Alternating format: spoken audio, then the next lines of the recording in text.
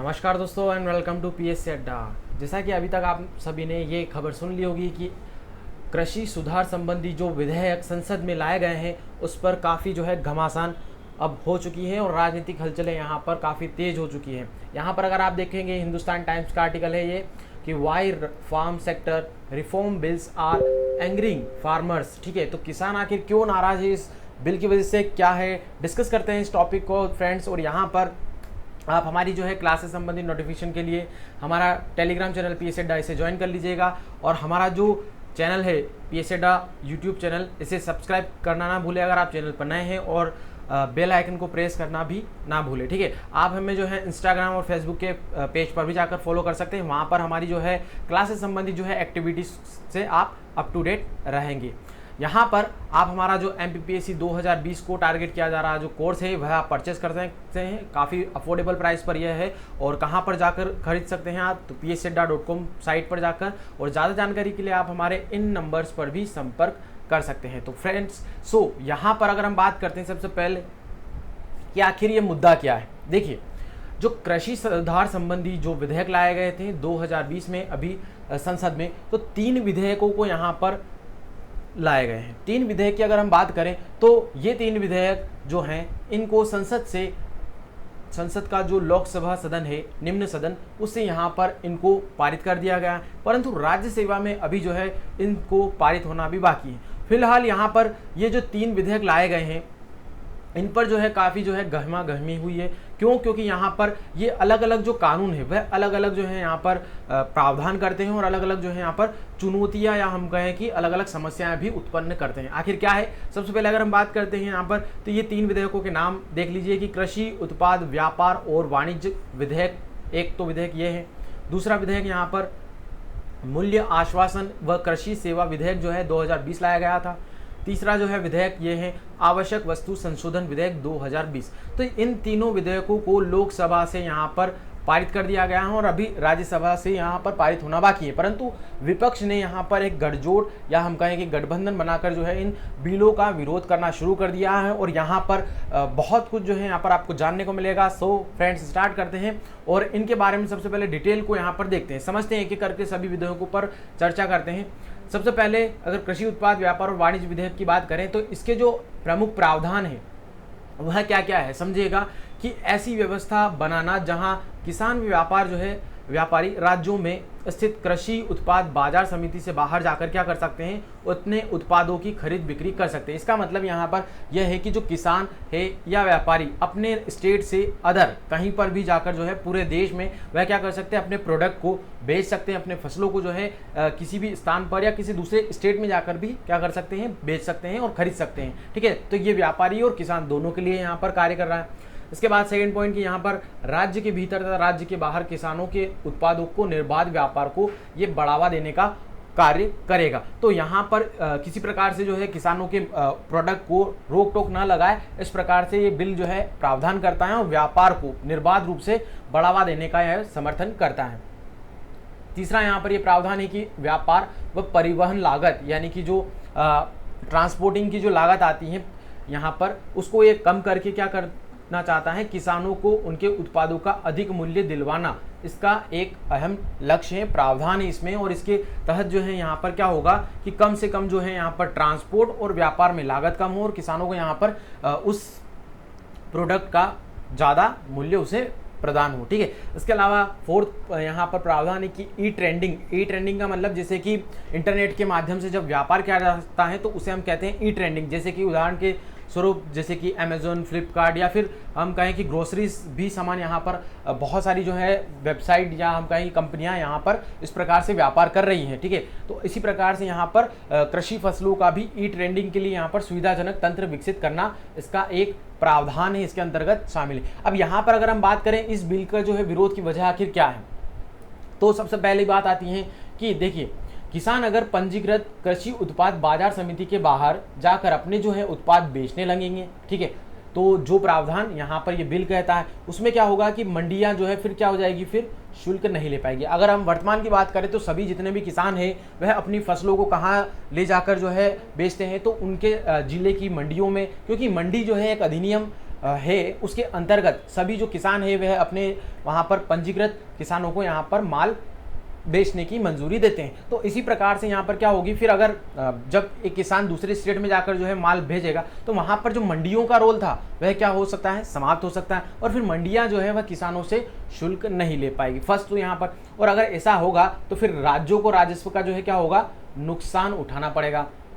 दूसरा यहाँ पर विरोध की वजह क्या है कि मंडियों के बाहर अगर कृषि उत्पाद की खरीद बिक्री शुरू हो जाएगी तो राज्यों में स्थित जो कमीशन एजेंट है, जैसा कि आप सभी जानते हैं कि यहाँ पर व्यापारी और किसान के बीच जो है बिचौलियों के रूप में क्या होते हैं, दलाल कार्य करते हैं, ठीक है। तो उसके उन दोनों के बीच में जो है कमीशन एजेंट जो होंगे वह क्या हो जाएंगे, इसकी वजह से बेरोजगार हो जाएंगे। एक पॉइंट तो यहाँ पर यह रहा विरोध की वजह का। तीसरा अगर पॉइंट देखें तो जो न्यूनतम समर्थन मूल्य है, ठीक है, शॉर्ट में से एमएसपी कहा जाता है, मिनिमम सपोर्टिंग प्राइस, ठीक है, जो सरकार किसानों को यहाँ पर प्रदान करती है। तो न्यूनतम समर्थन मूल्य की जो प्रणाली है वह इस कारणवश जो है क्या हो जाएगी, खत्म हो जाएगी, ठीक है। यहाँ पर किसी प्रकार से कोई जो है फिर न्यूनतम समर्थन मूल्य देने की आवश्यकता ही नहीं रह जाएगी, क्योंकि वह जो भी किसान रहेगा वह अपना जो माल है उसको किसी भी दूसरी जगह जहाँ पर वह चाहे जिस व्यापारी को जो है वह बेच सकता है। तो इस प्रकार से ये प्रणाली खत्म हो सकती है। इसके अलावा फोर्थ यहाँ पर अगर हम बात करें तो ई नाम जैसी जो सरकारी ई ट्रेंडिंग पोर्टल, यानी कि जो हम इंटरनेट के माध्यम से व्यापार करते हैं, जो गवर्नमेंट यहाँ पर ट्रेंडिंग पोर्टल है जिसका नाम है ई नाम जैसी जो ये पोर्टल्स जैसी जो व्यवस्था है वह कारोबार मंडियों पर आधारित थी, और इसके अभाव की वजह से क्या हो जाएगी, जब मंडियाँ बर्बाद हो जाएगी तो जो इलेक्ट्रॉनिक ई ट्रेंडिंग वाली पोर्टल वाली व्यवस्था थी गवर्नमेंट की वह क्या हो जाएगी, समाप्त हो जाएगी। तो इसका क्या होगा यहाँ पर, मतलब आप देखेंगे कि तो इसके जो नेगेटिव पॉइंट है उसको यहाँ पर हम इंगित कर रहे हैं, उसकी ओर ध्यान आकर्षित कर रहे हैं, ताकि आपको कुछ ये समझ में आए कि आखिर इस एक्ट या हम कहें कि ये जो विधेयक लाए गए हैं इसका क्या जो है नेगेटिव इम्पैक्ट हो सकता है, क्या क्या आगे हो सकती है संभावनाएं, ठीक है। अब आगे देखें अगर तो इस विधेयक का किसानों को लाभ क्या होगा। देखिए सबसे पहले यहाँ पर किसान जो है अपने उत्पादों को बेचने के लिए कहाँ पर, मंडी के व्यापारियों तक ही समय नहीं रहेंगे, जैसा कि अभी वर्तमान तक होता आ रहा है। जितने भी जो किसान होते हैं वह व्यापारियों के ऊपर डिपेंडेंट होते हैं, और वहाँ पर ही वह क्या करते हैं, फिर कम दाम में ही व्यापारियों को अपना माल जो है बेच देते हैं। अब इससे क्या होगा कि कृषि उत्पादों को फिर अच्छी जो है कीमत फिर किसान को मिल पाएगी, क्योंकि वह चाहे जिस जो है व्यापारी को अपने जो है अकॉर्डिंग जितने जो है दाम पर वह बेच सकता है, ठीक है। सेकंड जो है यहाँ पर फायदा रहेगा कि मंडियों के अलावा जैसे कि फार्म गेट, कोल्ड स्टोरेज होते हैं, वेयर हाउस होते हैं जहाँ पर अनाजों को रखा जाता है। इसके अलावा जो प्रसंस्करण यूनिट होती है जहाँ पर प्रोसेसिंग की जाती है, ठीक है, फसलों की प्रोसेसिंग कर नया प्रोडक्ट बनाया जाता है। तो इस प्रकार की प्रसंस्करण जो यूनिटें होती हैं उनके पास भी व्यापार के ज़्यादा अवसर पैदा होंगे। क्यों? क्योंकि यहाँ पर किसान जो है अपना जो भी माल होगा, उत्पादन होगा, उसको व्यापारी को, जिस भी व्यापारी को चाहे वह बेच सकती हैं, कंपनी को बेच सकती हैं, और इसी प्रकार से ज़्यादातर जो व्यापार के ज़्यादा अवसर किसान के समक्ष जो है यहाँ पर पैदा होंगे। इसकी वजह से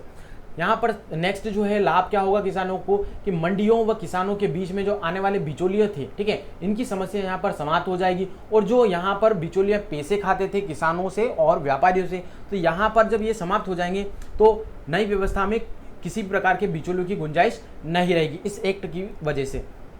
ठीक है। तो किसानों का जो हक था उस पर यहाँ पर ये चोट करते थे, तो यहाँ पर किसानों का हक जो है उन्हें मिल पाएगा इस विधेयक के कारण। फिर नेक्स्ट लाभ यहाँ पर इस प्रकार से रहेगा कि देश में प्रतिस्पर्धी जो डिजिटल व्यापार है, ठीक है, ज़्यादातर व्यापार हम डिजिटल वे में कर सकते हैं, तो उसको भी यहाँ पर कुछ हद तक प्रोत्साहन मिलेगा, जिसमें पारदर्शिता ज़्यादा होगी और इसका सीधा लाभ जो है किसानों को मिलेगा व उनकी आय में वृद्धि होगी। अब ये कैसे होगा समझिएगा फ्रेंड्स, जैसा कि अमेजोन कंपनी, फ्लिपकार्ट कंपनी या फिर वॉलमार्ट जैसी कंपनियां जो इंटरनेशनल रूप से, या हमारे यहाँ पर भी अगर हम बात करें लोकल प्रोडक्ट्स के रूप में तो स्नैपडील जैसी कंपनियां रही हैं, तो यहाँ पर इसी प्रकार से चाहे जो भी किसान अपना माल जो है ऑनलाइन मोड में यहाँ पर व्यापार कर सकता है किसी कंपनी से टाइप करके, या फिर जो है स्वयं भी अगर इस प्रकार से कोई तकनीकी रूप से सक्षम है तो वह भी यहाँ पर अपना जो पूरा व्यापार है उसको इंटरनेट के माध्यम से प्रोत्साहन मिलेगा उसको, वो ज़्यादा से ज़्यादा डिजिटल होगा, और वहाँ पर जब पारदर्शिता आएगी तो किसानों को भी यहाँ पर उसका डायरेक्ट यहाँ पर लाभ होगा, क्योंकि किसान डायरेक्ट इंटरनेट के माध्यम से अपना जो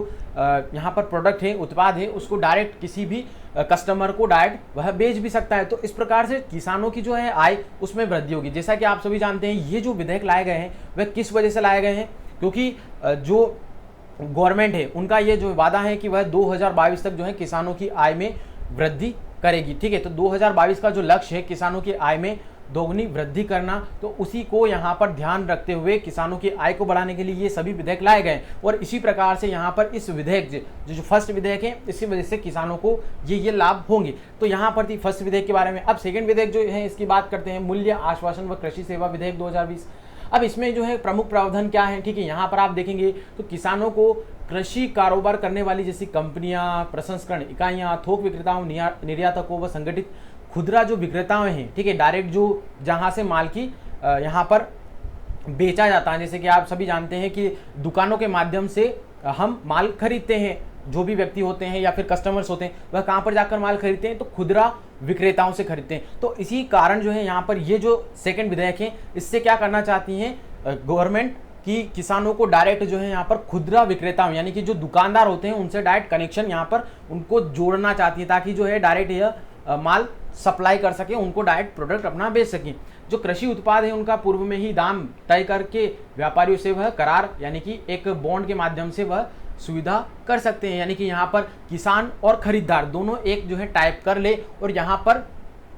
बीच में किसी प्रकार की कोई जो है बंदिश नहीं रहेगी, किसी प्रकार का जो है कोई यहाँ पर कोई प्रॉब्लम नहीं रहेगी, मंडी जैसी व्यवस्था यहाँ पर बिल्कुल समाप्त हो जाएगी। और डायरेक्ट जो किसान है वह जो दुकानदार होते हैं उनको यहाँ पर माल सप्लाई कर सकते हैं। तो इस विधेयक के माध्यम से ये सुविधा यहाँ पर दी गई है अहम प्रावधान के तहत। सेकंड पॉइंट यहाँ पर प्रावधान है कि 5 हेक्टेयर से जो है कम भूमि वाले जो है सीमांत व छोटे किसानों को यहाँ पर समूह व अनुबंधित कृषि का लाभ देना जो है इसका मकसद है। देखिए, अनुबंधित कृषि का मतलब यह होता है यहाँ पर कि जैसे जब कभी भी क्या होता है कि ज़्यादातर जो किसान होते हैं वह अपनी फसल का जो उत्पादन करते हैं और फिर वह जाकर मंडी में बेचते हैं, और वहाँ पर जो कोई भी व्यापारी होते हैं उनसे यहाँ पर दाम का मोल भाव होता है, और फिर उसके बाद जो है किसान अपना माल उनको बेचते हैं। फिर व्यापारी जो है क्या करते हैं, माल को यहाँ पर दुकानदारों तक पहुँचाते हैं, और फिर इस प्रकार से पूरा यहाँ पर कृषि सेक्टर चलता है। परंतु अगर हम बात करें यहाँ पर, तो जो किसान होते हैं वह क्या होते हैं, इससे हताहत होते हैं, क्योंकि बहुत बार जो है कृषि को नुकसान हो जाता है यहाँ पर जलवायु की वजह से, या हम कहें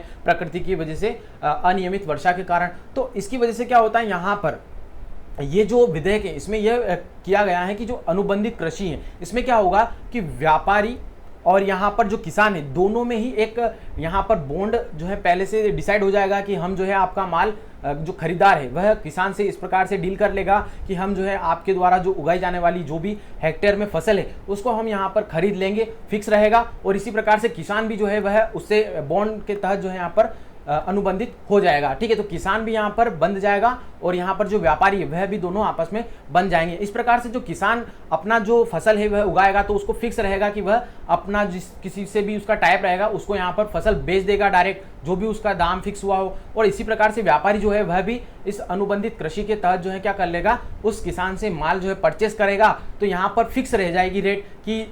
खरीदार जो है और किसान दोनों ही एक फिक्स रेट पे यहाँ पर एक अनुबंध कर लेंगे, और उसी आधार पर फिर उनको प्रत्येक साल या हम कहें कि कुछ 5 साल का भी इस प्रकार से जो है यहाँ पर अनुबंध हो सकता है, जिसके आधार पर किसान और व्यापारी दोनों ही जो है यहाँ पर चिंता मुक्त रह सकते हैं और यहाँ पर डील हो सकती है। तो इस प्रकार से ये जो है विधेयक यहाँ पर प्रावधान करता है कि 5 हेक्टेयर से कम वाले जो है यहाँ पर उनको लाभ देना अनुबंधित कृषि का। और देश के 86 जो है % किसान जो है इनके पास क्या है 5 हेक्टेयर से कम जमीन है। इस प्रकार से जो छोटे वाले सीमांत किसान हैं, हम कहें छोटे किसान, उनको यहाँ पर इसका बहुत बेनिफिट होगा, ठीक है। तो उनसे फिर बाद में उनकी जो समस्या है कृषि से संबंधित वो समाप्त हो जाएगी। अगर हम देखें आगे जो है इसके कुछ प्रावधान, जैसे कि बाजार की जो अनिश्चितता होती है, ठीक है, माल खरीदा या नहीं खरीदा किसी भी किसान से, या कम दाम में खरीदा ज़्यादा दाम में खरीदा, तो जो अनिश्चितता होती है, ठीक है, बाजार की, उसके खतरे का नुकसान किसानों की बजाय जो है किसको मिल जाएगा, प्रायोजकों को, यानी कि जो डील करने वाला जो खरीदार होता है उस पर यहाँ पर निर्धारित करना इसका मकसद है। यानी कि जब अनुबंधित कृषि के माध्यम से किसान जो है वह व्यापारी को या हम कहें खरीदार को अपना माल बेच देगा, उसकी तरफ से चिंता मुक्त हो जाएगा। और जो अनिश्चितता है बाजार की, क्योंकि उस बाजार में फिर वो जो खरीदार है वह क्या करेगा, माल आगे सप्लाई करेगा, तो बाजार की जो अनिश्चितता है वह किस पर चली जाएगी, प्रायोजक पर, यानी कि खरीदार पर। फिर वह आगे जो है फिर सप्लाई किस प्रकार से करता है ये फिर उसकी समस्या रहेगी। तो अधिक उत्पादन के लिए किसानों तक इसके आगे जो है आधुनिक प्रौद्योगिकी तक जो है पहुंचाना, यानी कि अत्याधुनिक जो टेक्नोलॉजी है उसको यहाँ पर किसानों तक पहुंचाना भी इसका एक मकसद है, प्रावधान है। इसके आगे देखें तो विपणन की लागत, विपणन का मतलब होता है बेचना माल को, तो विपणन की जो लागत है, ठीक है, यहाँ पर उसको कम करके किसानों की आय को बढ़ाना है यहाँ पर इसका उद्देश्य। और यहाँ पर बिचौलियों की बाधा को यहाँ पर दूर करना, और 30 दिनों के भीतर किसान संबंधी, व्यापार संबंधी, जो भी कृषि संबंधी जो विवाद होते हैं उनके निपटारे की व्यवस्था भी करना इस विधेयक का मकसद है और इसमें प्रावधान किया गया। अब बात करते हैं इस विधेयक के विरोध की वजह आखिर क्या है। देखिए, जो अनुबंधित कृषि का यहाँ पर ये प्रावधान जोड़ा गया, इस समझौते में क्या होगा, किसानों का पक्ष कमजोर होगा और वे अपनी जरूरत के अनुरूप मोल भाव नहीं कर पाएंगे। जैसे कि अगर मान लेते हैं हम कि खरीदार और किसान दोनों ही यहाँ पर एक टाइप करना चाहते हैं प्रोडक्ट को लेकर, ठीक है, फसल को लेकर, तो अगर मान लेते हैं किसान जो है और व्यापारी यहाँ पर जब टाइप करेंगे, बातचीत करेंगे कि मेरा जो है इतना यहाँ पर माल है, फसल है, तो उसको यहाँ पर खरीदेंगे, तो यहाँ पर जो किसान है वह क्या हो जाएगा, दब जाएगा। क्यों दब जाएगा? क्योंकि व्यापारी जो होते हैं वह अपने माल को जो है यहाँ पर खरीदने के लिए कम से कम जो है मोल भाव में खरीदना चाहते हैं, क्योंकि उन्हें मार्केट में यहाँ पर बिजनेस करना होता है। परंतु जो किसान होता है वह क्या हो जाएगा, इस बॉन्ड की वजह से, ठीक है, अनुबंधित कृषि समझौते की वजह से क्या हो जाएगा, फिर वह फिक्स हो जाएगा। अपने माल को जिस भी रेट पर वह डिसाइड करेगा व्यापारी के साथ, उसी जो है रेट पर फिर इसको क्या होगा, माल को सप्लाई करना पड़ेगा, क्योंकि फिर वो बाद में जो भी एक फिक्स रेट होगी उसके बाद जो है वह मोल भाव फिर व्यापारी से नहीं कर सकता इस अनुबंधित कृषि के माध्यम से। क्योंकि जिस प्रकार से आप देखेंगे, अगर लीज पर हम खेती देते हैं तो उसी प्रकार से यहाँ पर भी क्या होता है, एक पत्राचार होता है या फिर हम कहें कि एक बंद होता है, जिसके माध्यम से उसमें पूरी रेट फिक्स कर दी जाती है कि हमारी जो है माल इतना जो है हम आपको देंगे और इतनी रेट पर दिया जाएगा। तो एक माल फिक्स हो जाएगा जो चाहे प्रत्येक साल या हम कहें कि बहुत सारे सालों तक चलेगा। तो इसी अनुबंधित कृषि समझौते की वजह से क्या हो जाएगा, फिर यहाँ पर किसान बाद में जो है अपने मुंह मांगी रेट को बढ़ा चढ़ा नहीं सकता है, ठीक है, तो वह फिर बाद में मोल भाव भी नहीं कर पाएगा और इसी आधार पर जो रेट फिक्स की जाएगी उसमें व्यापारी को यहाँ पर बाद में फायदा हो सकता है, क्योंकि वह बाजार में कितने भाव पर उस फसल को बेचेगा यह तो व्यापारी के ऊपर डिपेंड करता है। किसान तो यहाँ पर एक बार जो है माल को बेचकर फिक्स रेट पर वह अपनी जो है समस्या का निदान पा लेगा, परंतु फिर वहां पर फायदा नहीं होगा किसान को, ठीक है। सेकंड जो है यहाँ पर विरोध की वजह से अगर आप देखेंगे तो जो प्रायोजक है यानी जो खरीदार है, जो किसान से अनुबंध कृषि करेगा, वह क्या होगा, शायद छोटे व सीमांत किसानों की जो है बड़ी संख्या को अगर देखें तो ज्यादातर जो है हमारे भारत के, ठीक है, छोटे व सीमांत ही किसान पाए जाते हैं, ठीक है। बड़े बड़े जो हेक्टर्स की जमीन वाले जो हैं किसान यहाँ पर कम पाए जाते हैं, ठीक है, परसेंटेज के हिसाब से। तो जब बड़ी संख्या को यहाँ पर प्रायोजक देखेंगे तो फिर वह क्या होंगे, इनसे परहेज करेंगे, इनसे दूर भागेंगे, क्योंकि इन किसानों के लिए फिर उन्हें बड़ा तंत्र जो है विकसित करना पड़ सकता है प्रायोजकों को, ठीक है। तो यहाँ पर इस कारण जो है बस यहाँ पर प्रायोजकों की थोड़ी समस्या खड़ी हो सकती है, ठीक है। आगे देखें अगर हम विरोध की वजह के कुछ पॉइंट्स और, तो यहाँ पर जो बड़ी कंपनियां हैं, निर्यातक हैं, थोक विक्रेता, प्रसंस्करण जो इकाइयां हैं, ठीक है, प्रोसेसिंग यूनिट्स, वह विवाद का जो है लाभ लेना चाहेगी। जो ये विवाद खड़े हुए हैं किसान और व्यापारी के बीच, तो इनका जो है लाभ जो बड़ी कंपनियां हैं, ठीक है, अनुबंधित कृषि के जो समझौते हैं, इनका लाभ जो है कौन लेना चाहेंगे, ये बड़ी बड़ी जो है कंपनियां, थोक विक्रेता, प्रसंस्करण यूनिट जो इकाइयां हैं, ठीक है, इनका जो है नुकसान किसानों को ज़्यादा उठाना पड़ सकता है इस वजह से। तो लाभ जो है कंपनियों को होगा और किसानों को नुकसान होगा इस वजह से। और फिर नेक्स्ट देखेंगे तो नए कानून से कृषि क्षेत्र भी पूंजीपतियों या कॉरपोरेट घरानों के हाथों में फिर इसकी वजह से चला जाएगा। यानी कि यहाँ पर अगर आप पीछे जो छिपा हुआ अगर तथ्य देखेंगे तो इन कानून की वजह से क्या हो रहा है, जो कृषि सेक्टर, ठीक है, अभी जो न्यूनतम समर्थन मूल्य का एक प्रावधान है जिसकी वजह से कुछ हद तक किसानों को यहाँ पर प्रोटेक्शन रहता है। तो इस प्रकार से आप देखें जो कृषि सेक्टर है वह क्या हो जाएगा, फिर कंपनियों के हाथ में चला जाएगा, कॉरपोरेट जो व्यापारियों के हाथ में चला जाएगा। जिस प्रकार से व्यापारी यहाँ पर पूरी तरीके से जो है कृषि एग्रीकल्चर को यहाँ पर फिर खरीद लेंगे और यहाँ पर किसान से डायरेक्ट में टाइप कर सकते हैं और यहाँ पर जो पूरा बाजार व्यवस्था है फसलों से संबंधित उसको यहाँ पर कैप्चर कर सकते हैं। तो इस वजह से अगर आप देखेंगे तो पूरी जो प्रोसेस है, पूरी जो क्रिया है वह क्या है, एक तरीके से निजीकरण की, क्योंकि यहाँ पर जो गवर्नमेंट के अथॉरिटी होती हैं जैसे कि कृषि मंडियाँ, उनकी जो व्यवस्था है वह पूरी तरीके से समाप्त हो रही है। डायरेक्ट जो है यहाँ पर कौन व्यक्ति सम्मिलित हो रहे हैं, तो निजीकरण वाले, ठीक है, यानी कि निजी व्यक्ति हो रहे हैं, डायरेक्ट कंपनियां यहाँ पर शामिल हो रही हैं और उन्हीं के अकॉर्डिंग फिर यहाँ पर क्या होगा, किसानों को पैसे दिए जाएंगे और यहाँ पर किसी प्रकार से कोई गवर्नमेंट अपना जो हस्तक्षेप है वह क्या कर लेगी, आउट कर लेगी। तो अगर आप देखेंगे तो यहाँ पर जो रेगुलेटरी है, ठीक है, यानी कि नियामक संस्था, उसका हमें अभाव दिखता है और बिल्कुल जो है यहाँ पर निजीकरण में यहाँ पर कृषि सेक्टर जा सकता है। इसका नुकसान किसानों को ही होगा। तो इस प्रकार से किसानों को यहाँ पर ये समस्या खड़ी कर सकता है। अगर हम देखें कि किसानों को इस विधेयक से क्या लाभ होगा, तो कृषि सेक्टर में जो शोध एवं विकास है यानी R&D, रिसर्च एंड डेवलपमेंट, ठीक है। तो कार्यक्रमों को जो है बढ़ावा मिलेगा इससे, और अनुबंधित किसानों को सभी प्रकार के कृषि उपकरणों की सुविधाजनक आपूर्ति इस विधेयक की वजह से होगी, ठीक है। अनुबंधित किसानों को उत्पाद बेचने के लिए मंडियों या फिर व्यापारियों के चक्कर नहीं लगाने पड़ेंगे, जैसा कि अभी वर्तमान में होता है। अगर किसी किसान को अपनी फसल जो है बेचनी है तो वहाँ किसको जाना पड़ता है, उनको मंडियों की तरफ जाना पड़ता है या व्यापारियों से संपर्क उनको करना पड़ता है। और व्यापारी जैसा कि आप सभी जानते हैं वह बिजनेस करते हैं और किसानों को ज़्यादातर जो है लूट लेते हैं, तो इस प्रकार की समस्या फिर नहीं रहेगी और यहाँ पर किसानों को फायदा होगा। किसानों को अगर हम देखें तो नेक्स्ट पॉइंट में नियमित व समय पर जो है क्या होगा, इसकी वजह से भुगतान मिलेगा, क्योंकि एक हाथ दे और दूसरे हाथ ले वाली व्यवस्था हो जाएगी। यहाँ पर अगर किसान व्यापारी से अनुबंध जो है करेगा तो जैसे ही उसकी फसल जो है पक जाएगी तो वह डायरेक्ट जिससे भी टाइप रहेगा उस व्यापारी से उसको अपनी फसल दे देगा और बदले में उससे पैसा मिल जाएगा, क्योंकि टाइप है, एक तरीके से अनुबंध है। तो इस प्रकार से डायरेक्ट इसको किसान को नियमित और समय पर भुगतान मिलेगा। और इसका लाभ जो है किन को जाएगा, तो 86% जो सीमांत और छोटे किसान हैं जो अनुबंधित कृषि में आएंगे,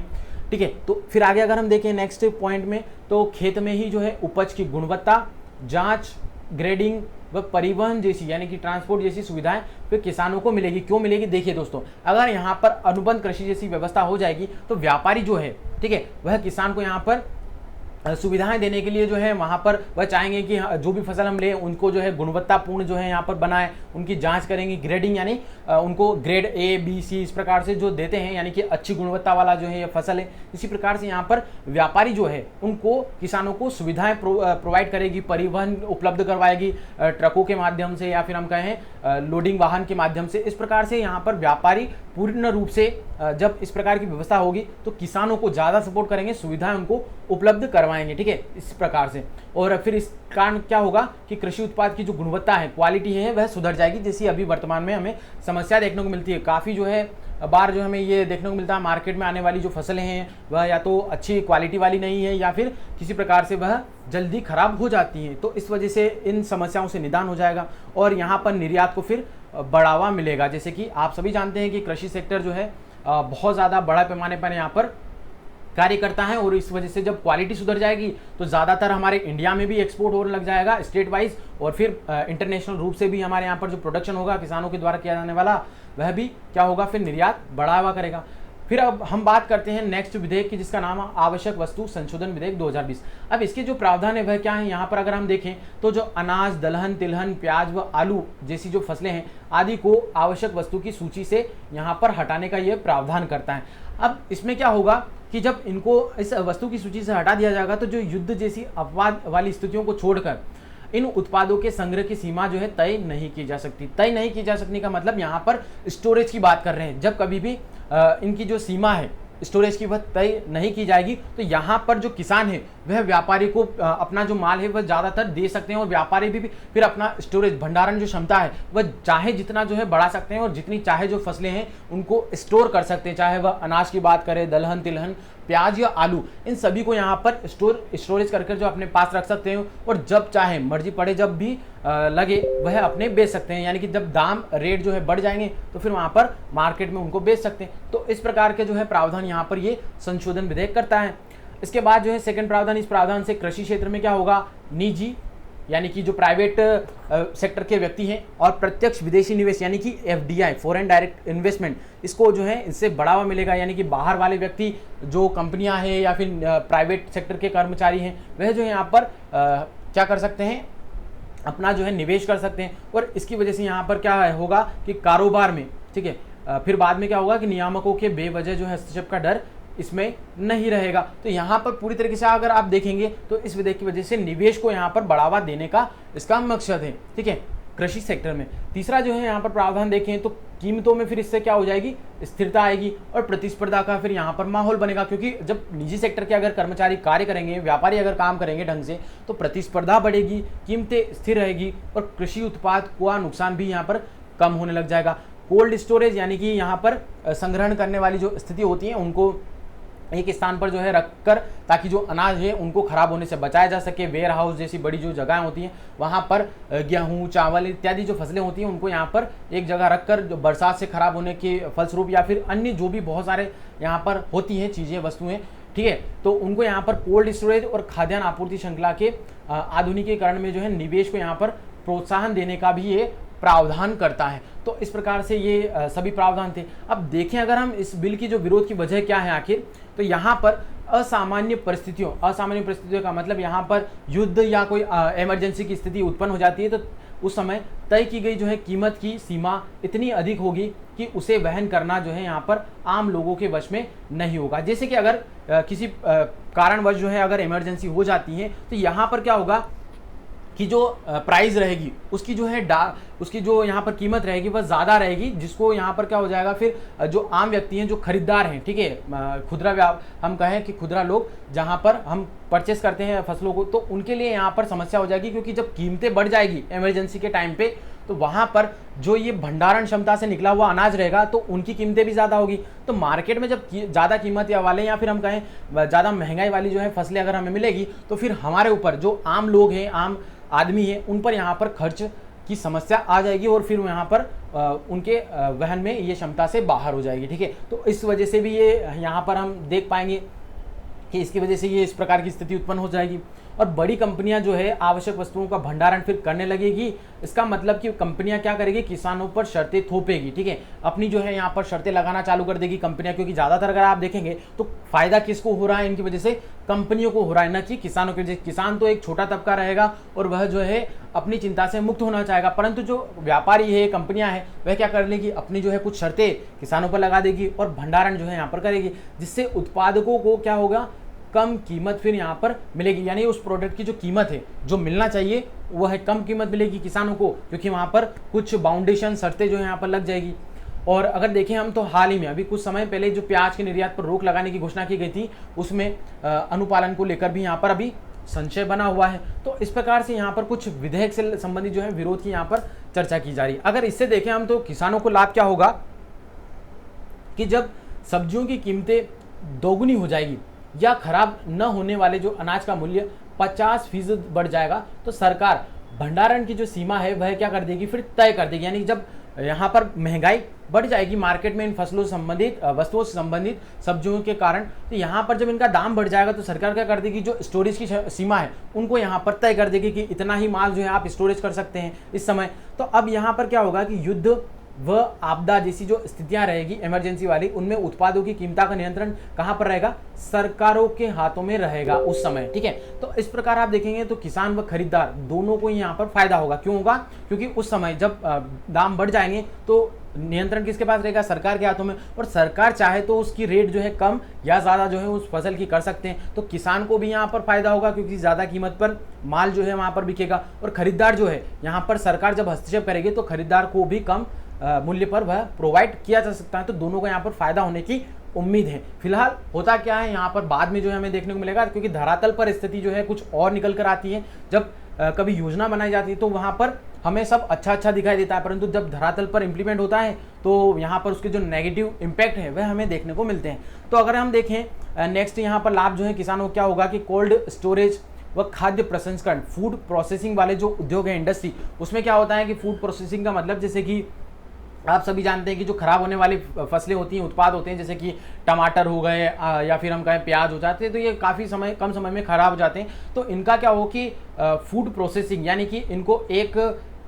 फॉर्म से दूसरे फॉर्म में कन्वर्ट कर दे। जैसे कि अगर हम टमाटर को जो है यहाँ पर सॉस के रूप में तब्दील कर देते हैं, तो उसमें क्या होता है कि जो टमाटर तो जल्दी सड़ जाता है, परंतु जो उसके द्वारा निर्मित सॉस होता है वह क्या होता है, लंबे समय तक जो है चलता रहता है। तो इस प्रकार से यहाँ पर फूड प्रोसेसिंग जो उद्योग होते हैं उसमें क्या होगा, निवेश बढ़ेगा इसकी वजह से, और वे अपनी जो है क्षमता के अनुरूप उत्पादों का भंडार कर सकेंगे। इससे किसानों की फसल तो बर्बाद नहीं होगी, क्योंकि वह क्या कर देंगे, किसान जो है व्यापारी को बेच देंगे अपनी फसल और बर्बाद होने से बच जाएगी, और जो व्यापारी होंगे वह स्टोरेज कर लेंगे। स्टोरेज जो यहाँ पर की जाएगी फसल, उसको यहाँ पर फूड प्रोसेसिंग के माध्यम से क्या कर लेंगे, उनको किसी और फॉर्म में या फिर हम कहें और वस्तु में कन्वर्ट करके उसको फिर बाद में बेचा जा सकता है। तो इस प्रकार से ये पूरी जो है यहाँ पर फायदा होगा और उन्हें समुचित कीमत भी फिर किसानों को मिल जाएगी। तो इस प्रकार से यहाँ पर किसानों को लाभ होगा। अब फसलों को लेकर जो है यहाँ पर किसानों की जो अनिश्चितता है इस कारणवश खत्म हो जाएगी। किसान जो है अपनी फसल को यहाँ पर व्यापारी या हम कहें कि कंपनियों को बेच देंगे, और वह जाने कि क्या करना है, उसका स्टोरेज किस प्रकार से करना है या फिर क्या होगा आगे, वो उसकी जाने। किसानों को यहाँ पर अनिश्चितता उनकी खत्म हो जाएगी, जो कि अभी वर्तमान में हालिया स्थिति है।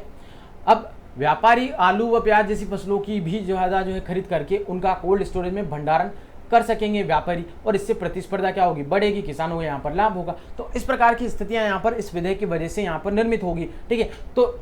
अब फिलहाल यहाँ पर अगर हम इसका निष्कर्ष देखें तो फ्रेंड्स यहाँ पर क्या होगा कि वर्तमान में तो हमें ऐसा लग रहा है कि किसानों की जो है स्थिति इसकी वजह से सुधरेगी, व्यापारियों को यहाँ पर फायदा होगा। परंतु अगर हम तुलनात्मक रूप से देखें तो ज़्यादातर जो है फायदा किसको होने वाला है, निजी क्षेत्रों वालों को, यानी कि व्यापारी या फिर हम कहें खुदरा खरीदारों को। ठीक है, उनको यहाँ पर व्यापारियों को फायदा होने वाला है, कंपनियों को फायदा होगा, ठीक है, इंडस्ट्रीज को फायदा होगा। परंतु वास्तव में जो